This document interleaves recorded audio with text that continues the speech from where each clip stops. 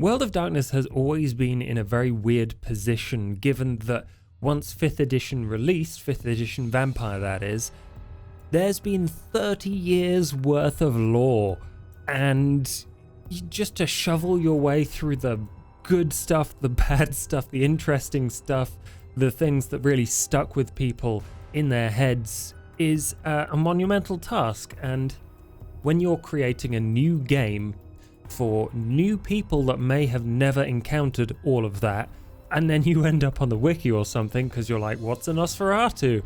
It can get overwhelming. And so with that in mind, today we're reviewing Forbidden Religions. It's been published by Onyx Path as part of their Cult of the Blood Gods Kickstarter, which is a great way to frame this, because this book is something that if you were like, hell yeah, all of these lists of cults and cultish people and different beliefs and possibilities about where vampires come from, Forbidden Religions is the book for you. And if you have the correct tier of the Kickstarter, then I think you've already got access to the PDF, which is great. As for everyone else, that's what this review is for. But before we begin, why don't you join the cult of the Strange Adventurers? We believe in liking and subscribing to Strange Adventures on YouTube to provide incredible stories that will improve your role-playing, learning about vampires, and having fun in the darkness. This book is 15 different cults broken down into some vague categories about what they are aiming to do and what they worship, but also it has new merits and flaws, new lore sheets, and extra powers. Not that many. If that's really what you want from a new vampire book, the new experiences, the new powers that you can play with as a NPC or as a player character, then this book is less about that side of things, as opposed to providing a storyteller extra fodder or an extra faction to include in their story. If you're looking for inspiration for like a group of creeps to set on your players, or if you are looking for a group of creeps for your players to be a part of, then, like I said, it's just more of the same from this excellent series of cults that have been invented for the Cults of the Blood Gods book and surrounding other PDFs. I think the best way to do that is to show you the butterflies, which is probably my favorite out of this book. There are some really good creepy groups in here, but the butterflies are at the top of my list for groups that I want to include in my campaign. These are vampires who have dedicated themselves to the concept that vampires, yes, live on the fringe and have to hide themselves, but is that really a good way of becoming more human and maintaining yourself for a long period of time? These vampires believe that no, if you want to be a good vampire, if you want to ascend to a higher plane of existence, imagine yourself like the beautiful butterfly. Vampirism is a transitory stage to a higher level, a higher plane of power and enlightenment. Whatever you want to call it, these vampires adore humanity in a kind of hyper-realistic, creepy way. They love reality TV shows, as it says here, but the creepiest thing and the way I love the most is the way they organize themselves into family units of not only vampires, but ghouls and humans who also buy into this belief that they are a kind of pupil stage before a chrysalis. What is it? Before the butterfly, before the caterpillar. That's what I was thinking of. If you are a human, you are a caterpillar, and you bond together with these vampires, with these ghouls who oversee your expansion and your growth in these very, very super normative family homes of the mother who cooks and cleans, and the father who's in the garage fixing the car, and the uncle who is sitting in front of the TV drinking a beer, and they try and emulate humans in this horrific kind of mockery But that's not how they see it. They have beliefs, and all of the cults have these really useful sections that are, what would the convictions of a vampire that is in this cult believe? Always strive to change your rigid crystalline nature. Never feed without consent. Never allow the beast to take over. Always submit to whatever forfeit the household seems fit to impose. This cult has a really wonderful story to it, wherein the leader of the cult, Joseph Agul, who has taught all of these followers about his sire Blanca, who believed exactly the same thing, that you should study humankind and become like them before you can become and overcome your vampiric curses. After her studies, she walked into the sunlight and transcended death by being raptured. And so the members of the cult, when they get to a certain point in their journey, follow the exact same thing and are never seen again. What exactly happens is for you to decide as a storyteller. What I really enjoyed about the butterflies is that they fit this sort of modern narrative of people zealously believing in something. Like, they believe it to the point of exclusion of all other viewpoints, where it takes over their lives and it hurts them ultimately.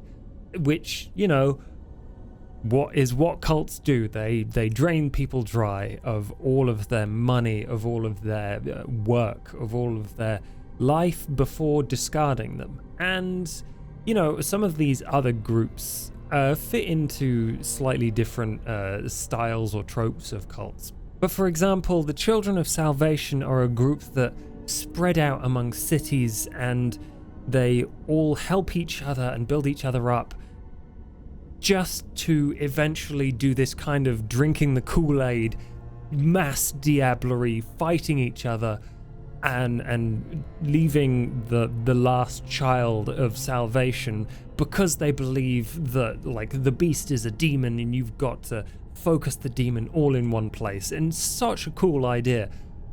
But I feel like asking the question, does their ritual work, is sort of defeats the point of all this violence and unpleasantness that this cult works towards. And it sort of does make sense that the book describes it as, the children's ritual does not have a write-up. If it works, it's because the characters earnestly work towards it. Running a Golconda chronicle, it is based on blood sorcery. That's not an obstacle. Salvation Hunt imbues the last child with innate knowledge needed to perform the ritual and banish the demon.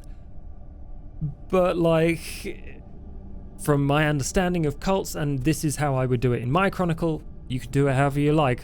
This isn't prescriptive. I'm just saying it feels like it undermines the point that cults murder their adherents. That's just how they work.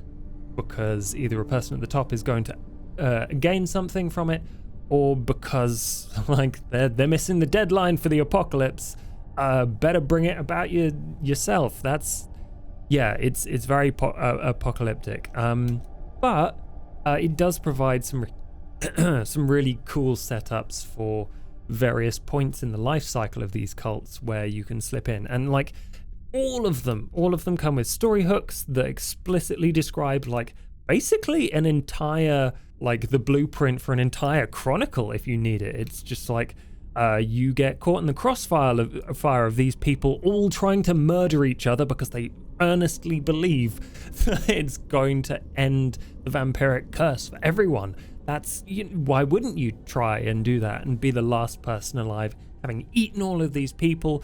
And you could get, like, these people coming through, and you're not part of the cult, but they might still try and eat you, and all of these wonderful, scary stories. And interestingly, most of these cults I see bringing a more political dimension to your games. Do you work with the cult? Do you not? Do any of the people in power, or any of the vampires, adhere to this cult? Are they part of it, or do they use their services or try and pander to them? And where does your coterie fit in there? There's not a whole bunch of horror, but that's not the be all and end all of Vampire. And I think if you're looking for some real political choices, check out, like, the Penny Dining Club or the soldiers of the adversary who believe that it is the end time. This leader right here, Santiago Molinero, believes that he has seen the end. And honestly, becoming a Satanist sounds fun as hell. He believes the angels and the demons are going to clash, and we are demons, so we've got to make sure that Satan wins.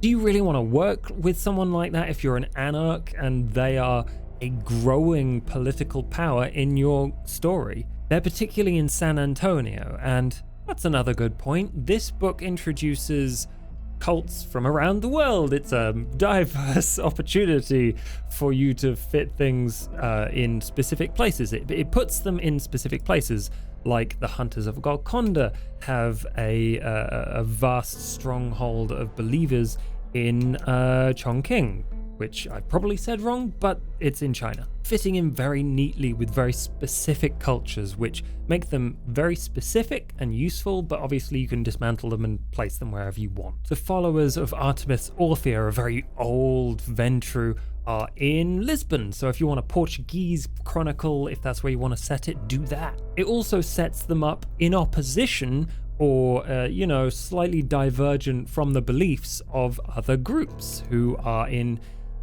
geographical locations that are nearby.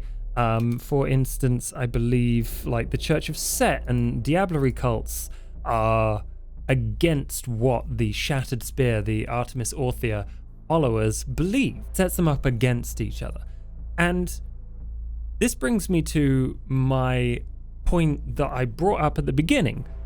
Perspectives is a tool that I've not seen any of the 5th edition books use, and it was a very unusual part of the 20th anniversary edition that I'd read, where each clan, each group, had a list of perspectives that, in general, they thought about these other groups. Trying to plug the cults into the wider world in this way feels less modular than it needs to be. These are insular things, and if you decide to have more than one, I'm sure you can decide whether they hate each other or not based on the entire rest of this description is there. It's not that useful of an overview, and it's kind of sweeping statements in a game that spends a lot of its time asking you to decide on the relationships between characters and things by yourself. And yeah, I didn't realize until I went back that Cult of the Blood Gods has this as well. But yeah, it feels a little bit old-fashioned. I don't know. It's not super useful is my main point. That's what was making me feel this kind of a little bit of nostalgia even that I mentioned at the beginning of this video, whereby there's a lot of well-trodden ground here with interesting twists that I really enjoy. And I'm going to use the Withered ones as an example of that in a minute. But if you know your lore, then this is probably a book to grab. If you don't, or you're not a storyteller, or you're not interested in cults, it has a very narrow focus, and that's fine. That's really useful for building your chronicle however you like. It's a tool. Use it as and when you need it. It's not like something you read from cover to cover, which, as I discovered, quite difficult. But as I say, well-trodden ground, and it brings up things that are generally not mentioned or explained unless you've read previous lore, which is cool in some ways, difficult in others, because obviously there's the new people who have only ever played V5, and there's the old school people who have X number of years playing this game and knowing what's happening. Knowing what's happening really undermines horror. It's a really good way to go, oh, they're sharing their blood? Probably Sabat. Well, damn. Instead of going, oh god, they're sharing their blood. What does that even mean? What does that do? Why are they here? Why is everything on fire? And good role players can really deal with that well. I'm not going to disparage anyone's ability to roleplay here, but having that in the back of your mind as a well-experienced player or GM is always going to take away a tiny bit of the magic. And this vast library of past books is obviously going to have a knock-on effect where V5 is trying to do something fresh and new, but there are still cool ideas that you want to draw from in the past. And there's two groups that I think are really cool and kind of show this in different ways, that one's really good and one's kind of cool but sort of or goes over story that is already done in other books, as well, in probably a bit less detail. So let's start with the one that I really think is such a cool twist. The Withered ones. They are a group of Nosferatu who believe the myth of the Niktuku, a monster that stalks and murders specifically Nosferatu vampires. And you know what they believe is the best way to not get murdered by them? That's right, appease them. And that is these vampires working out of fear to murder other Nosferatu, destroy the clan from within, and hope against hope that these maybe fictitious monsters will kill them last. Or, if you're lucky, spare them and make them one of your own. They stake out Nosferatu in the waiting for the sun to as offerings for the Niktuku. They wear these even more horrifying masks that they stitch to their faces. They're absolutely wild. And in V20, the 20th anniversary book, the Niktuku are 100% a clan. They exist. They're like descendants of the first, like an alternate clan bloodline created by the first Nosferatu, blah, blah, blah. In this, that's probably just a myth, which is way more interesting. Obviously, V20 was an anthology made for reference. It's not like this is all true. But being that as it is like a repository of knowledge that people have often interpreted as this is the fact, this is what has to happen. And this reinterpretation here, so cool. I love the Niktuku myth. I played a Nosferatu who almost got murdered by what he thought was a Niktuku once. And having that experience, knowing what a Niktuku are, just putting this big question mark over them and going, probably a myth, but do you want to risk everything in the end times where, all that kind of like fear mongering? I love it. The Withered ones are really cool, and they have so many, they've even got an extra power for obfuscate for your animalism pets, your little famuluses, your little, I don't know, what famulus are you going to be using? I use, really like foxes. Anyway, awesome setup for a clan. They're terrified, but they're doing this horrible wicked work anyway. And now we move on to another one, which is, don't get me wrong, very cool, but it sort of treads a lot of the writing that's come before it about the Tremere. They have basically, as a clan, dismantled, fallen apart, rotted from the core. These people believe that the house and clan Tremere are here to stay, and to rebuild them they have to be the best. They have to act as if the blood bonds are still in place to uphold the pyramid, and they will be the ones to re-empower the Tremere so that they can re-empower and become a core pillar of the Camarilla and stand upon these very strong feeling virtues. They're militaristic, they're awesome, and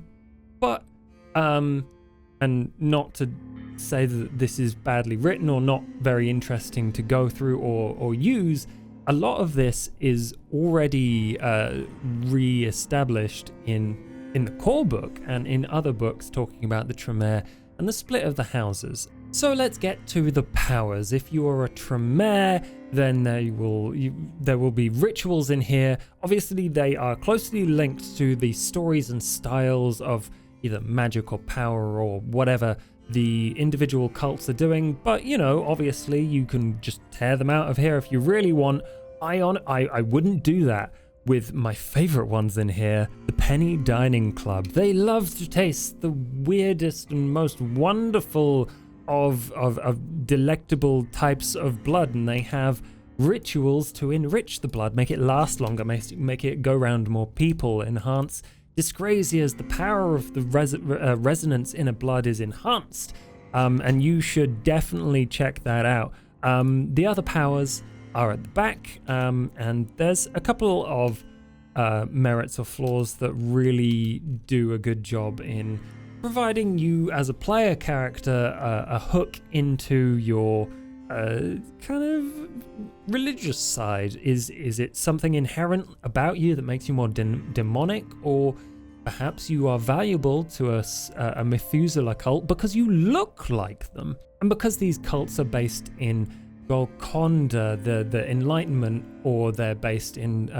the Apocalypse for vampires, or they're based in worship of a very ancient, powerful blood god, they're linked to those most important parts. And it's something I haven't heard in a while, which is very encouraging. Oh my goodness, Vampire 5th doesn't have enough merits or advantages. It has tons, and you should look at lore sheets. I think everyone looks at lore sheets now. These are still one of my favorite parts of Vampire. They provide you a story hook directly into your character that you can activate and use yourself, and they go straight into the you know, being able to control your hunger. This, like, the 5.1s are always very tempting because they're very powerful, and there's lots of kind of deals with the devil type stuff. You reduce your hunger frenzy difficulty to 2 for any situation. But how did you do that? There's lots of questions with these. Did you starve your beast by sitting in a fucking ditch for years, or did you just like drain a bunch of people? I don't know.